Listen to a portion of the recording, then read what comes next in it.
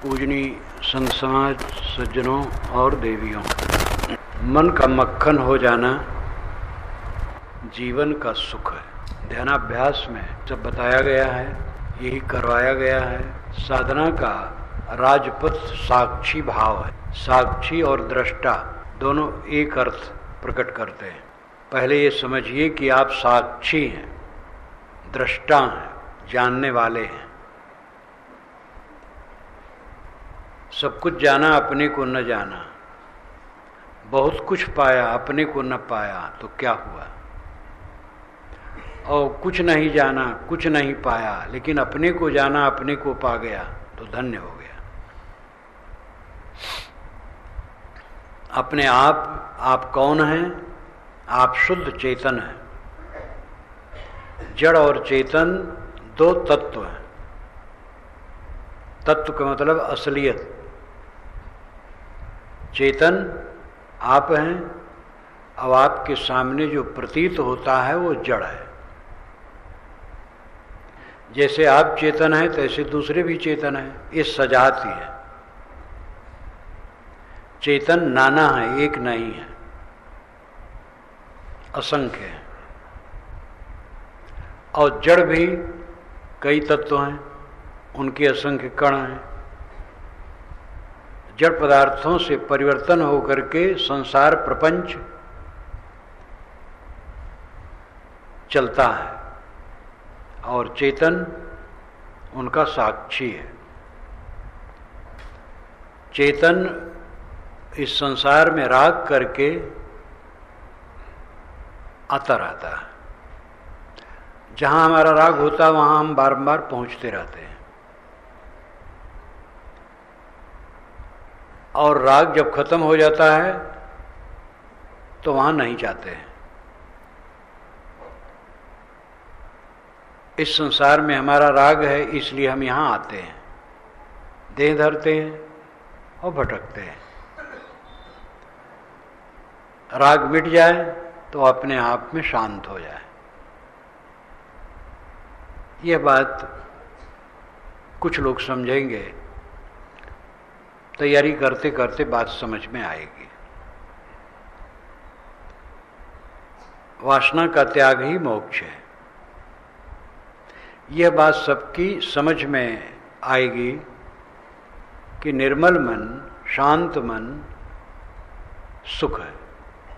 हम हैं, संसार है, प्राणी पदार्थ हैं, व्यवहार है, और इस बीच में रह करके निर्मल मन है तो सुखी रहेंगे। मर जाने के बाद क्या होता है नहीं पता है, कोई बात नहीं। मरने के पहले क्या है? अभी तुम्हारे शरीर की मृत्यु नहीं है, अभी तो शरीर जी रहा है। शरीर में रहते रहते हमें करना क्या चाहिए?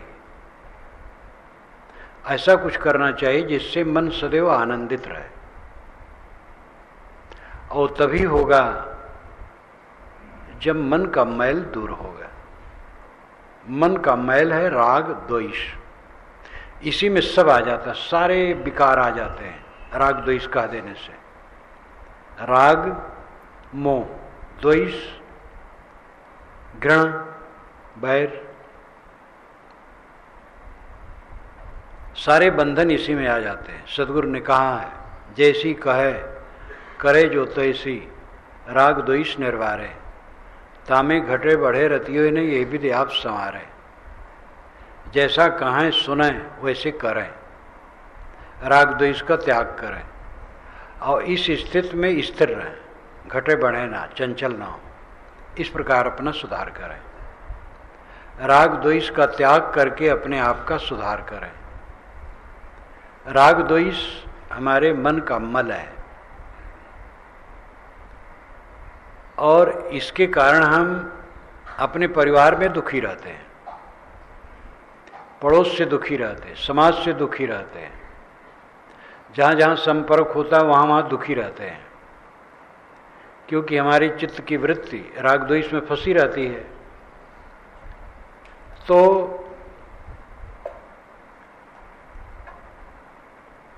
उससे हम हर समय दुखी रहते हैं और व्यवहार खराब रहता है।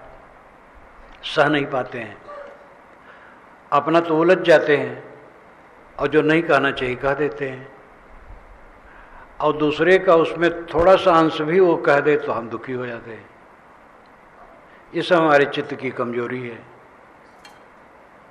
जो अपने चित्त की कमजोरी दूर कर देता है और राग द्वेष से चित्त उसका निवृत्त हो जाता है, सुबस हो जाता है, वह दूसरों को तकलीफ देने वाली बात नहीं कहता, न करता है, न सोचता है, और दूसरे द्वारा कदाच त्रुटि हो जाए तो उसको निर्विकार भाव से सह लेता है। समझना चाहिए कि वो अपने साधना में सफल है, उसका चित्त शांत रहेगा, सुखी रहेगा वो। ये सुख का साधन है। जीवन भर हमें सुख से रहना चाहिए। जब जीवन का अंत होगा तब भी हमारा अंत नहीं होगा। अगर हम न होते तो कहाँ से आते हैं, तो नष्ट कैसे हो जाएंगे। जो है वो मिटता नहीं है, और जो मिटता है उसकी सत्ता नहीं है। आत्मा है, वो मिटता नहीं। जड़ भी है, आत्मा भी है। जड़ में परिवर्तन है, विकार है, बनना बिगड़ना है, इसलिए उसमें बनना मिटना चलता है। आत्मा निर्विकार होने से न बनता है न मिटता है, ज्यों के त्यों रहता है। सत्ताएं दोनों नित्य रहती हैं।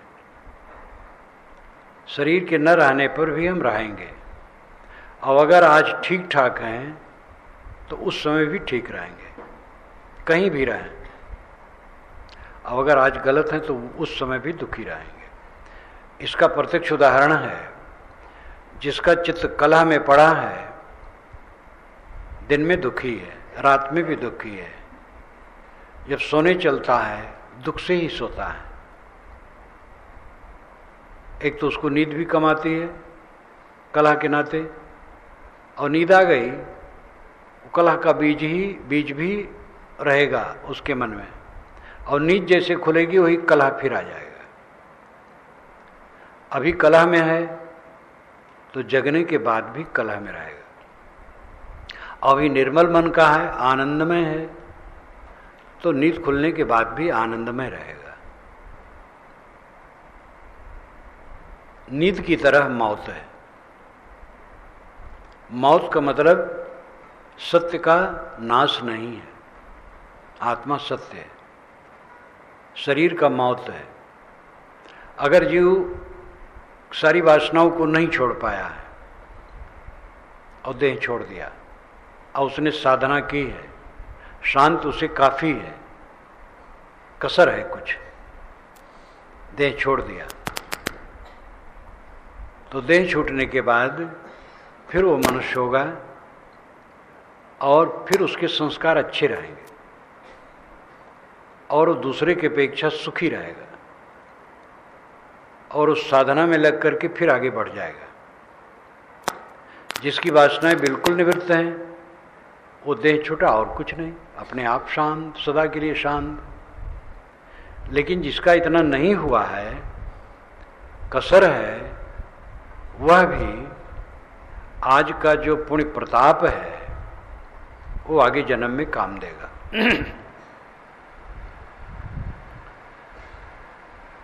इसमें बहुत सी बातें विश्वास की हैं। विज्ञान में बिना विश्वास के काम नहीं चलता है। विज्ञान के कितने पदार्थ हैं जो देखे नहीं जा सकते हैं, विश्वास से काम लिया जाता है। सब विश्वास अलल टप्पू नहीं होता है। एक बूंद पानी हमारे सामने गिरा और पानी सूख गया। एक बूंद पानी में 6000 शंख परमाणु होते हैं, ऐसा वैज्ञानिक मानते हैं। वो परमाणु कहाँ गए कुछ पता नहीं, लेकिन वो नष्ट नहीं हुए,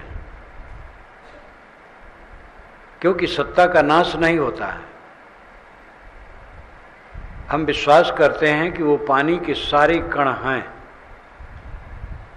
ये विश्वास धोखा नहीं है, असलियत है, लेकिन हम देख नहीं सकते हैं। जितने कण हैं, जितने उसमें अणु परमाणु हैं, वे कहाँ कहाँ हैं नहीं बता सकते, लेकिन हैं, ये विज्ञान सिद्ध है। आत्मा शरीर छोड़ दिया, जहां कहीं रहेगा वो रहेगा, मिटेगा नहीं। आवाज के अच्छे संस्कार हैं तो वो सुखी रहेगा और साधना में लग जाएगा। इसका प्रत्यक्ष प्रमाण है कि थोड़ी उम्र में साधक आगे बढ़ जाते हैं। वैराग्य उनका ठोस, भक्ति ठोस, ज्ञान ठोस, गंभीर। क्यों? उनके अनेक जन्मों के संस्कार हैं। कुछ लोग बूढ़े हैं तो भी बिलबिला रहे हैं, वासनावश, संस्कार उनके कमजोर हैं। तो जो अपनी कर्म कमाई है वो जाती नहीं है, वो फल देती है। इसलिए कोई भी कल्याण मार्ग में निराशाग्रस्त न हो। यहां से हमें दिल्ली जाना है और रास्ते में थक गए, रात हो गई, विश्राम किए, सुबह उठे, फिर चले। फतेहपुर तक गए थे, वहां तक रास्ता कट गया है, फिर आगे और चलेंगे। जमाना तो अब दूसरा हो गया है। यहाँ ट्रेन पर बैठे वहां पहुंचे। पैदल के युग का मैं उदाहरण देता हूं। जितना हम तय करते हैं उतना तय हो जाता है, बचता है वो आगे तय होगा।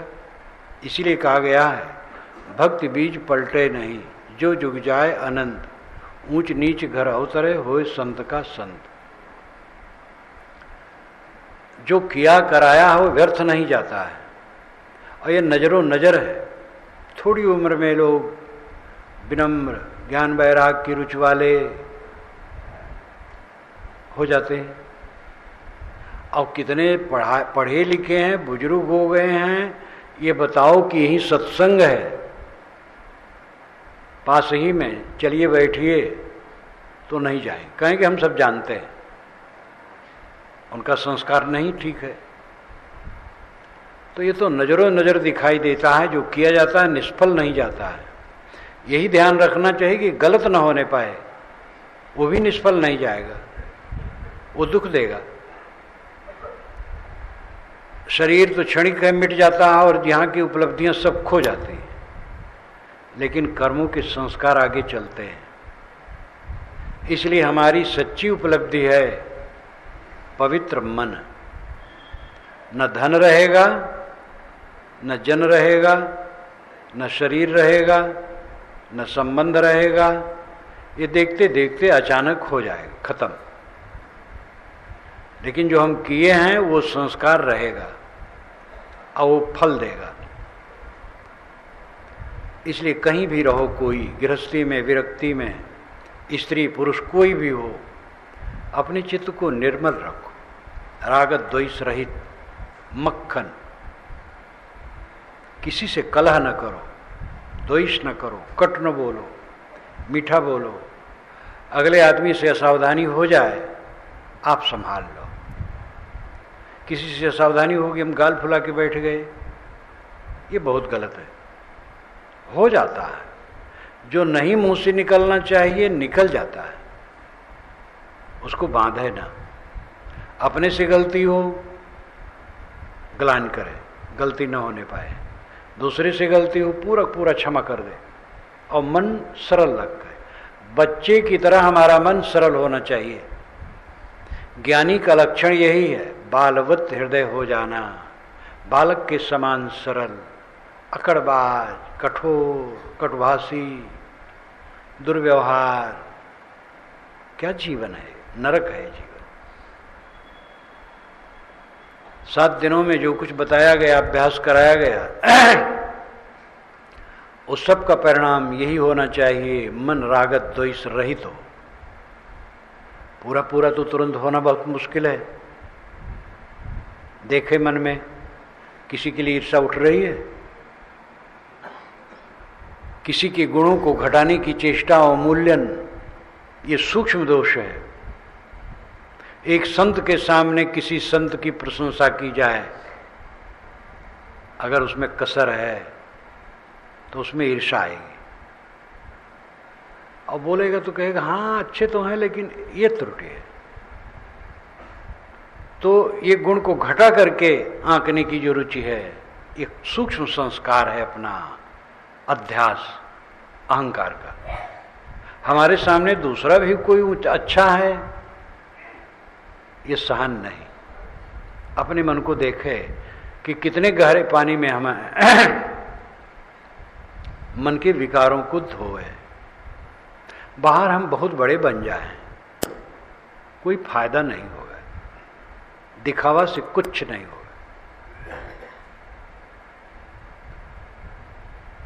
दिखावा से, अपने को बताने से कि हम इतने बड़े अच्छे हैं, कुछ मतलब नहीं है।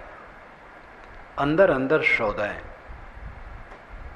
कलह रहित मन, रागत द्वेष रहित मन, निर्मल मन होना चाहिए। ये बहानेबाजी बेकार है। अगला आदमी ठीक नहीं है, अगला आदमी जैसा है वैसा, क्षमा का पात्र है, वो दया का पात्र है। जिसमें कमजोरी है, कलह प्रियता है, कटुवचन है, कटु व्यवहार है, वो बेचारा बड़ा कमजोर है, दया का पात्र है। उससे भड़को मत, उससे गाल फुला के अलग न बैठो, उदार बनो, प्रेम करो, सौहार्द की भावना करो, वो समझ जाएगा, सुधर जाएगा। अपनी कसर हमारी रहती है और हमारी कसर से हमारा चित्त दुखी होता है। ध्यान कोई कितना करे और व्यवहार में उसका चित्त नरम नहीं है तो ध्यान सफल नहीं।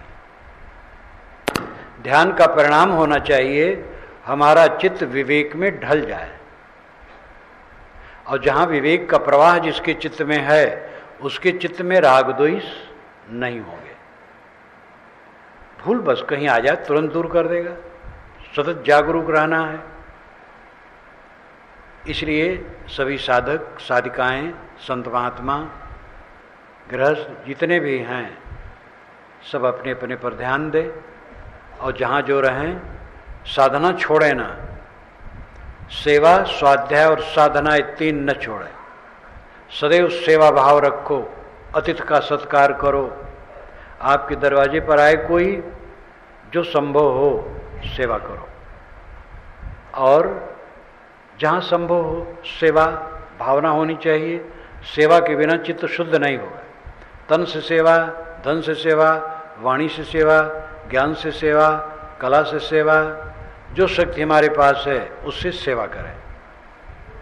और स्वाध्याय, ज्ञान के ग्रंथों का, निर्णय वचनों का अध्ययन मनन, और साधना। एकांत में बैठ करके मनोनिग्रह, दृष्टाभ्यास। मन को देखो, मन के विकारों को छोड़ो, अवंधता शुभाशुभ सारे संकल्पों को छोड़ो। ये सहज साधना है। सहज साधना और सहज समाधि साहब ने दोनों कही है। सहज समाधि संकल्प शून्य हो जाना, सहज साधना है मन को देखते रहना और विकारों को हटाते रहना, विकार आने न देना। जब जबरदस्त साधना बढ़ जाती है और चित्त अनासक्त हो जाता है तो विकार नहीं आता है। लेकिन असावधान नहीं होना चाहिए, क्योंकि देह है, जगत है, विकार आ सकता है। सतत जागरूकता ही परम साधना है। कुल मिलाकर के अपने मन को निर्मल मक्खन की तरह रखो, बालक की तरह रखो। जहाँ रहो घुल मिल के रहो, प्रेम से रहो, प्रेम का बर्ताव करो, व्यवहार कोमल बरतो, दूसरे से भूल हो क्षमा करो, अपनी भूल हो छोड़ दो। इस प्रकार कोई रहनी से रहेगा और सेवा स्वाध्याय साधना में लगा रहेगा तो निश्चित है उसका बेड़ा पार होगा। हमारे एक बड़े गुरु भाई थे, वे प्राय कहते थे कि भक्त लोग डिब्बे हैं, संत इंजन है। इंजन में डिब्बे लगे रहते हैं तो डिब्बों में कुछ शक्ति नहीं है चलने की, लेकिन इंजन घसीट ले जाता है। और कट गए डिब्बे तो रह जाएंगे, नहीं चलेंगे। भक्त लोग डिब्बे हैं, संत इंजन है, जुड़े रहे उनसे। ये उदाहरण भी एक अंश में है, क्योंकि डिब्बे तो बिल्कुल निष्क्रिय हैं, वो इंजन ही खींचते हैं। लेकिन भक्त लोग ऐसे नहीं हैं, वो स्वयं चेतन है, संत बताते हैं तो वे स्वयं चलते हैं, लेकिन अगर सत्संग छोड़ दिए तो डूब जाएंगे। संत महात्मा सत्संग छोड़ देंगे तो वे डूब जाएंगे। जिन महात्माओं को ये लालसा होती हम अकेले रहें और जैसे मन हो तैसे बरतेंगे, स्वतंत्र रहेंगे, धीरे धीरे उनकी वृत्ति खराब हो जाती है। पानी में रह करके कमल खिला रह सकता है, सत्संग छोड़ करके उद्धार नहीं। गोस्वामी जी का पद इसमें हमें दोहा बराबर याद आ जाता है, जे श्रद्धा संबल रहित नहीं संतन कर साथ, तिनका मानस अगम अति जिन्हें न प्रिय रघुनाथ। जिसके पास श्रद्धा का सहारा नहीं है, जो श्रद्धाहीन हो गए अहंकार बस, और संतों की संगत में नहीं रहते हैं, संतों की संगत का आधार नहीं लेते हैं, साधु हैं, संतों की संगत से दूर हो गए, गृहस्थ हैं तो सत्संग में जाते ही नहीं हैं। गृहस्थ तो कभी कभी जाएंगे, लेकिन कभी भी जाना छोड़ दिए, और संत हैं तो सर्वथा छोड़ दिए, तो दोनों डूब गए। जे श्रद्धा संबल रहित नहीं संतन कर साथ, और जिन्हें न प्रिय रघुनाथ, रघुनाथ प्रिय नहीं है। गोस्वामी जी के परम इष्ट रघुनाथ थे। विवेकवान के लिए सदगुरु ही रघुनाथ है। सदगुरु जिसको प्रिय नहीं, तिनका मानस अगम अति, उनको मानस अगम है, मन अगम अपार है। जो श्रद्धाहीन हो जाते हैं, संतों की संगत छोड़ देते हैं और गुरु का आधार छोड़ देते हैं, वह उनका मानस अगम अपार, फिर डूबेंगे। इसलिए सदैव डरते रहें, असावधान न हो, अहंकार न करें, साधु संगत, सेवा भाव, भक्ति भाव, साधना में लगे रहें, और सब कुछ का फल है मन निर्मल है। निर्मल मन महासुख है, वो आज और आगे सबके लिए, सब समय के लिए सुखदायी होगा। ये लोके सुखं भुक्त्वा चान्ते सत्य परम जयो, इस लोक में सुख देगा और अंत में सुख देगा। इसी के साथ मैं अपनी वाणी को विराम देता हूँ।